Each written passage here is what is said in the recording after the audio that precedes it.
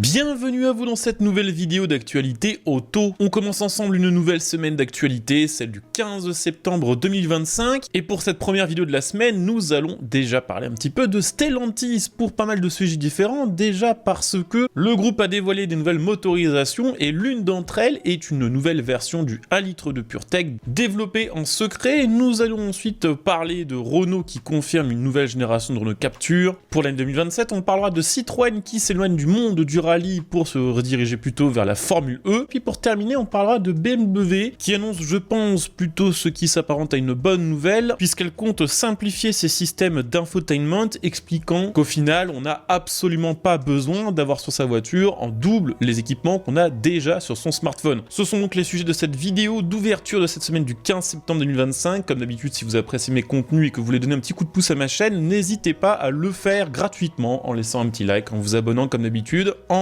laissant un petit commentaire pour le référencement et aussi bien sûr en venant me follow sur TikTok pour plus d'actualités automobiles en format court. Je vous le disais, on va ouvrir cette vidéo en parlant du nouveau moteur PureTech développé en secret chez Stellantis. Stellantis, sous l'impulsion de Carlos Tavares, avait beaucoup misé sur la voiture électrique, sauf que, bon, ça ne vous aura pas échappé, les ventes de voitures électriques patinent toujours sévèrement, elles ne décollent pas. Stellantis pensait passer directement du thermique au 100% électrique en sautant l'étape de l'hybride, ce qui fait que maintenant, elle est très en retard sur ce type de motorisation, alors que c'est vraiment le seul type de motorisation dont les ventes ont vraiment explosé ces derniers mois, avec des hausses dans certains pays européens qui peuvent atteindre plus 35% sur la seule année 2025. Alors oui, Stellantis a déjà quelques motorisations hybrides proposées dans sa gamme, par exemple le micro-hybride 1 litre de PureTech 48 volts ou encore l'hybride rechargeable 1 litre 6 qui va dans certaines versions jusqu'à 225 chevaux, mais elle ne proposait pas jusqu'ici de vrais systèmes de moteurs hybrides à la, entre guillemets, Toyota. Et bien la bonne nouvelle, c'est que Stellantis compte rattraper son retard et arriver en 2028 avec une nouvelle motorisation hybride simple qui sera dédié normalement à son futur 3008, 5008 et 308, alors qu'on pouvait espérer que Stellantis allait baser cette nouvelle motorisation hybride simple sur le 4 cylindres 1 litre 6 qui arrive dès le début 2026 sur le marché américain, par exemple sur le nouveau Jeep Cherokee. Pour l'hybride simple européenne, Stellantis a fait un autre choix, miser plutôt sur le 1 litre de PureTech. Alors en réalité, ce moteur, on n'a plus vraiment le droit de l'appeler 1 litre de PureTech parce que son appellation a changé, c'est maintenant tout simplement le 1 litre de turbo, mais ça reste un moteur qui est très similaire et qui malheureusement souffre toujours de pas mal de problèmes de fiabilité. Ce moteur qui a le code EB2 Gen 3 va être associé à un groupe électrifié de chez Punch Powertrain. Alors pour ceux qui ne connaissent pas Punch Powertrain, c'est une entreprise qui appartient entièrement à Stellantis, dans laquelle elle expérimente et développe des systèmes d'hybridation. D'après les premiers bruits de couloir, cette nouvelle version du 1 litre 2 hybridé pourrait dépasser les 180 chevaux tout en maintenant des émissions de CO2 réduites. On sait que c'est le prochain Peugeot 3008 restylé qui inaugurera ce nouveau moteur en 2028. Et oui, va falloir être patient. Et ça confirme par la même occasion que Stellantis va encore beaucoup miser sur ce moteur PureTech au moins pour les 3 prochaines années, probablement encore plus que ça, qui n'est pas forcément une super bonne nouvelle. Donc le prochain 3008, également le prochain 5008 et bien sûr aussi la 308 fraîchement annoncée. Cette mécanique devrait ensuite être généralisée aux autres modèles du groupe, probablement chez Lancia, Citroën ou encore DS. Ce qu'on sait par contre, c'est que la prochaine 208 et le prochain 2008, qui sont attendus dès 2027, ne profiteront pas, entre guillemets, de cette nouvelle motorisation parce qu'ils sont toujours annoncés comme étant exclusivement électriques. Avec cette nouvelle version en hybride simple du 1 litre 2, Stellantis espère tout simplement répondre aux attentes des clients qui sont encore en très large majorité réticents à passer au tout électrique et qui se tournent plutôt vers des hybrides tout en respectant les normes CAFE et en sécurisant l'activité de ces usines européennes. Alors un mal pour un bien, à vous de me dire ce que vous en pensez en commentaire. En tout cas, ce qui est sûr, c'est que alors qu'on pensait cette motorisation enterrée à tout jamais, en tout cas qu'on l'espère, Stellantis nous prouve le contraire et nous prouve qu'on va encore devoir y faire face pour de nombreuses années.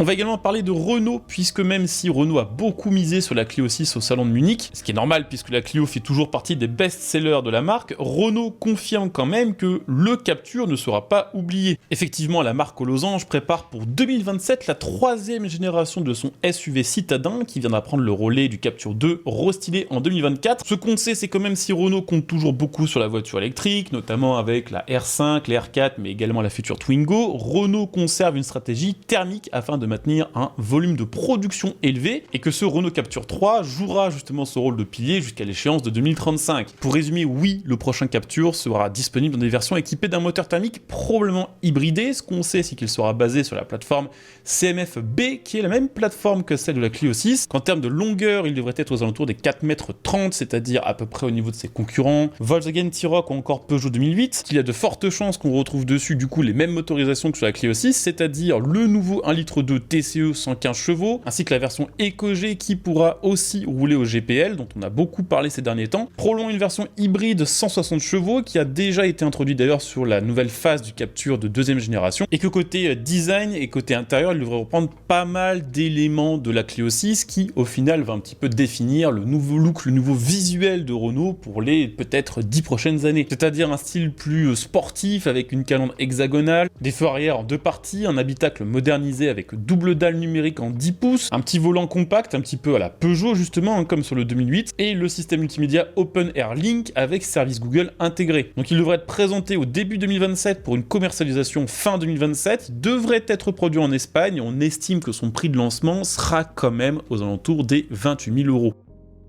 Alors on va repartir un petit peu chez Stellantis pour la prochaine actualité, puisque aujourd'hui, Citroën vient d'officialiser son arrivée en Formule E. La Formule E, c'est tout simplement la formule électrique. Citroën va s'y engager à partir de 2026. Ce qui est assez intéressant, c'est que Stellantis a déjà 2 marques engagées en Formule E, DS et Maserati, ce qui laisse quand même présager un retrait de l'une ou peut-être même de ces 2 marques de la compétition. Il n'y a pas forcément d'intérêt pour Stellantis d'avoir autant de marques engagées, et surtout, bon, on va le dire clairement, vu que aux dernières nouvelles, il y avait des grosses rumeurs qui disaient que DS va être refusionné avec Citroën, il y a de fortes chances que en compétition aussi ce soit le cas et qu'au final, DS en compétition Formule E devienne Citroën. Plus de détails sur l'engagement de Citroën en Formule E seront communiqués le 20 octobre 2025 avec sans doute l'annonce du line-up des pilotes. Ce qui me fait toujours marrer, c'est les communiqués de presse, puisque là Citroën parle d'une, je cite, aventure électrique innovante et passionnée, fidèle à nos valeurs et à notre vision de la mobilité de demain. Du bon gros blabla bien greenwashé comme il faut. Ce qui est assez intéressant aussi, c'est qu'il y a pas mal de bruits de couloir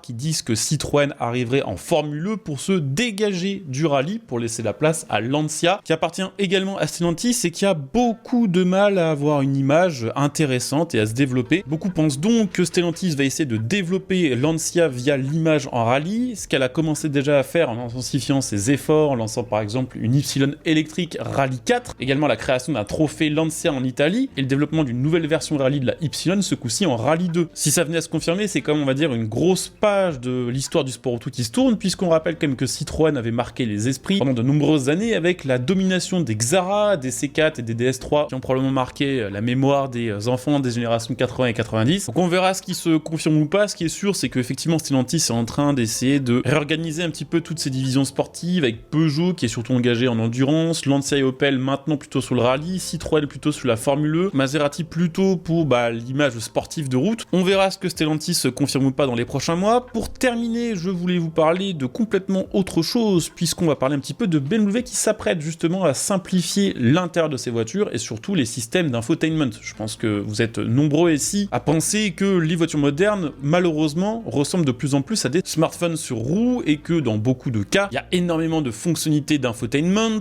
donc on va dire de divertissement intégré à l'ordinateur de bord de la voiture, qui font doublon par rapport à toutes les applications qu'on a déjà sur son smartphone et qui souvent font exploser le prix des voitures modernes. Et bien c'est un constat que fait aussi BMW après avoir analysé l'utilisation de plus de 10 millions de véhicules, alors pas que des BMW, c'est une étude portée sur un peu toutes les marques. BMW confirme que de toute façon les conducteurs ont pris beaucoup plus l'habitude d'utiliser les applications intégrées à leur smartphone que d'utiliser celles qui étaient intégrées dans l'automobile. BMW veut faire donc un petit peu comme General Motors et supprimer petit à petit de ses voitures les fonctionnalités, les applications qui sont tout simplement les moins utilisées. Alors globalement je pense que ce sera quelque chose qui est assez bien perçu et on pourrait se dire que dans un premier temps ça servira aussi à faire baisser le prix des voitures. C'est pas sûr, parce que là où BMW va arrêter de miser sur des applications qui ne sont pas très utilisées, elle va à la place miser sur des technologies d'affichage comme le nouvel iDrive X et l'écran panoramique Drive qui affiche sur un bandeau en bas du pare-brise par-dessus la route différentes informations sur le véhicule, un petit peu comme l'affichage tête haute qu'on avait dans le début des années 2000, qui est d'ailleurs en réalité très pratique, mais avec tout simplement plus d'informations, une meilleure qualité visuelle, visuel et tout simplement un design plus moderne. Alors à vous de me dire ce que vous pensez de ce choix de l'UV. Est-ce qu'on n'est pas en train de supprimer un système complexe pour le remplacer par un autre système complexe peut-être encore plus coûteux? Est-ce que si vous deviez choisir entre l'un de ces deux systèmes, vous préféreriez justement le panoramic drive ou l'utilisation des applications intégrées au véhicule? À vous de me dire un petit peu ce que vous en pensez en commentaire. Pour aujourd'hui en tout cas, on a fait le tour des actus. J'espère que cette vidéo vous aura intéressé. Si c'est le cas, je compte sur vous comme d'habitude pour le montrer en laissant un petit like, en vous abonnant pour les prochaines vidéos, en commentant. On se retrouve dès demain pour la deuxième vidéo de la semaine. Portez-vous bien. Ciao.